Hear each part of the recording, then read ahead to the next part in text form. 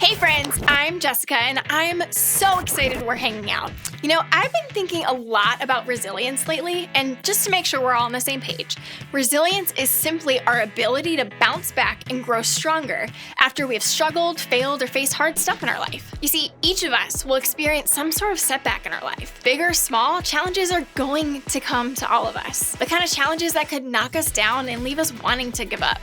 But that's exactly where resilience comes in. It helps us find the strength to get up, keep going, and never give up. It allows us to stay in the game. I don't know about you, but for me, resilience is definitely something I need more of in my life because I found myself in many situations where I've just wanted to give up and give in. In fact, there was this one time in elementary school when I was in 5th grade. You see, I had been the spelling bee champion in 2nd, 3rd, and 4th grade. So I was going into the 5th grade spelling bee pretty much expecting that I would win. And on the 3rd word I got, which was the word awkward, I got it wrong. And I was out and I lost and I was so upset and I felt so defeated. And after I lost, after having won 3 spelling bees before that, I wanted to give up. I didn't want to try again. I was like, that was the last spelling bee I ever want to be part of. And I don't know, maybe you can relate. Your story might not sound just like mine did because your challenges might look different. But if there's one thing I think we all know, it's that feeling of wanting to give up, give in, and stop trying when we're going through really hard things. When you keep failing that subject no matter how hard you try, or when the constant anxiety you carry never seems to get any better, or when your best friend abandons you for a new friend group, or when you keep getting cut from the team at tryouts, or when your parents get divorced, or when illness or heartbreak or disappointment or pain comes your way. They make us want to stop showing up and start giving up. And honestly, I understand why. We live in a culture that constantly tells us to believe that the best kind of life is an easy life. From restaurants to travel to shopping to communicating with each other and so much more. Pretty much everything in our world tells us that life should be easy and convenient. Listen, I know there are a ton of reasons to be thankful for things being convenient, easy, and fast, but there's also an interesting downside to it for us. Because now, anytime anything is really slow or really hard or takes a lot of work, it's easy for us to believe those things are bad or not worth it, and we're ready to give up. But here's why this is dangerous for you. The majority of the things that happen in life aren't going to be easy. Think about it. Every single relationship that really matters, whether with Jesus or your parents or your siblings or your friends, will at some point be difficult. Any hobby or activity, anything you really want to be great at, will at some point be difficult. Some of us are going through things personally right now that are so much more difficult than you think you can handle. So if we give up every time something gets difficult, then we'll risk missing out on pretty much everything worth having in life. And this is where resilience comes in. Because the difficult things, the bigger things, the challenging things you face in life will require you to be brave. They'll require you to have courage. They'll require you to work hard to develop some resilience, to not just face it, but to keep going through it. The good news? Whether you realize it or not, you have access to everything you need to find that resilience in yourself. You have access to God who will never leave you or give up on you. God who sent his son Jesus to make anything and everything possible for us. See, knowing Jesus changes everything, including our ability to be resilient. Today, I want to take a look at a short verse that was written by a guy named Paul, who believed in and followed Jesus with his life. Paul wrote this in a letter that we can find in the New Testament in the Bible. Paul started out as this guy who was kind of the worst. He treated people pretty terribly, especially if they were Christians. But then Paul encountered Jesus, and just like that, the mission of his life changed. Now, Paul was all about sharing the hope of Jesus with others, because for Paul, that hope changed everything. But it wasn't easy. In fact, life for Paul was pretty challenging after that. He was disliked, beaten, abandoned, treated unfairly, and even put in prison. We're talking about some pretty major setbacks for Paul here. And like any of us, when we face setbacks, Paul had a choice: to give up or to be resilient. And And lucky for us, Paul chose resilience. He kept going, kept pushing, kept believing he could come back from his setbacks, but not because of his own strength or power. Paul believed he could be resilient because of Jesus' strength and power at work in him. Let's take a look at how he put it in this letter he wrote to the Romans. No, in all these things, we are more than conquerors through him who loved us. I love this passage because it gives us a new way to see ourselves when we face setbacks. You see, to conquer something simply means to be victorious over it, to win it. So to be more than a conqueror means we not only win or achieve victory, but we're overwhelmingly victorious. Like, we win by a lot.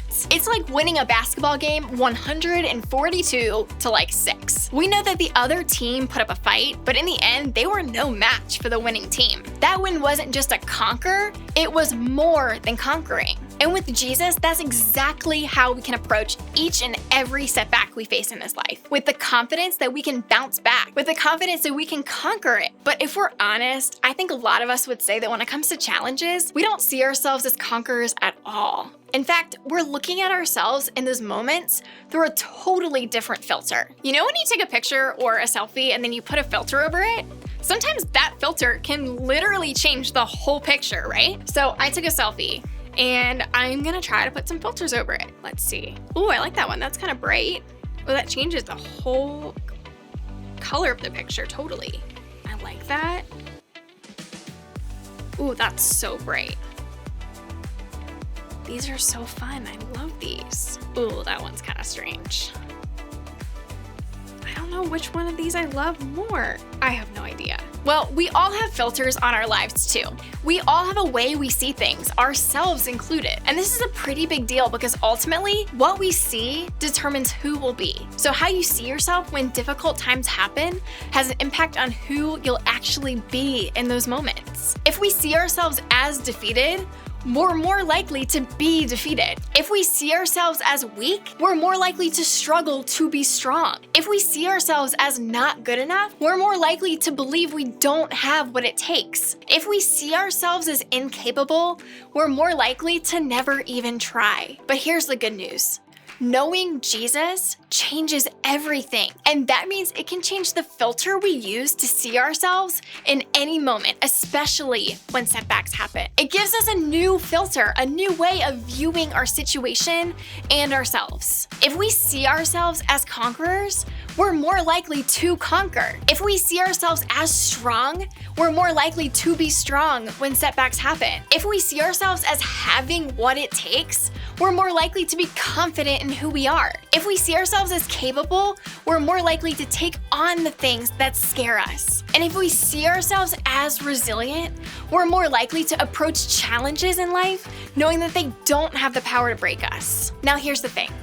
I'm not talking about just encouraging yourself with positive words. Sure, that positive self-talk can be so helpful in any situation, but here I'm talking about more than that. I'm talking about choosing the filter that tells us what's true about who we are in God's eyes. I'm talking about choosing to see ourselves the way God sees us. And in case you need help with that today, let me remind you of what God thinks and says about you. You are created in the image of God. You are fearfully and wonderfully made. You are known before you were knit together in your mother's womb. You are a new creation. You are alive in Christ. You are righteous, forgiven, holy, blameless, always able to access God's love for you, deeply loved, made right with God, rescued. Let me show you what I mean. See this bouncy ball? Imagine this is you. When you face hard times, what will happen? That's right, you'll bounce back. And because of what God says is true about you, you'll keep bouncing. You'll keep facing those challenges and you won't give up. In God's eyes, there's literally nothing that you can't do, be, or conquer.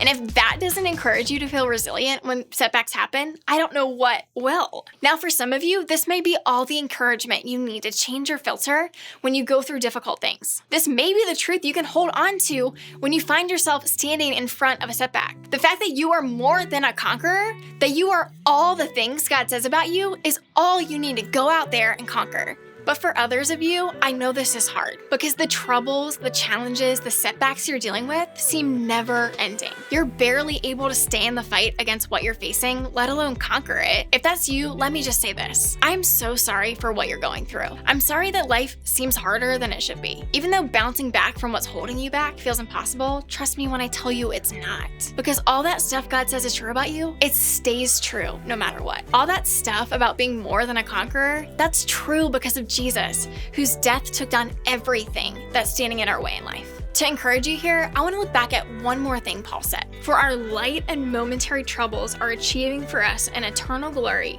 that far outweighs them all. Do you see that? Those setbacks that feel like they're going to take us down permanently, Paul reminded us to see them for what they are, light and only lasting a moment. Those things can actually shape us into who God made us to be. It's a new filter we can use to see the challenges in front of us. And here's the good news. You don't have to conquer that setback right this second. It may take time, but eventually it will become lighter. In some cases, you'll realize that what you thought would last a lifetime was really just a short moment in your life. And then next time you face something like it, you'll do it knowing you can be resilient. But in order to do that, you have to choose to never give up on you. God won't give up on you.